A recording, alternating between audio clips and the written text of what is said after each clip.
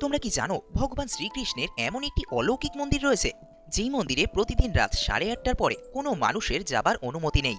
এই মন্দিরে প্রতিদিন রাতের বেলায় মন্দিরের পুরোহিত ভগবান শ্রীকৃষ্ণের জন্য বিছানা সাজিয়ে রেখে আসেন, তার সাথে শ্রীকৃষ্ণের জন্য রাত্রের খাবারও রেখে আসেন।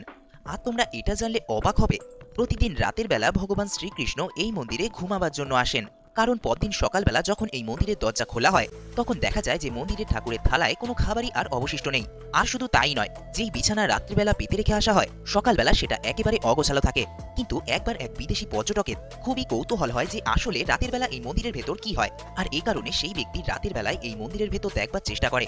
কিন্তু তারপর যা ঘটে তার জন্য কেউই প্রস্তুত ছিল না। পরদিন সকালবেলায় সেই ব্যক্তি সম্পূর্ণরূপে অন্ধ হয়ে যান এবং তার কথা বলার ক্ষমতাও হারিয়ে ফেলেন। আর আজ পর্যন্ত তিনি এটা কাউকেই বলতে পারেননি যে সেদিন রাতের বেলা মন্দিরের ভেতরে তিনি কি দেখেছিলেন।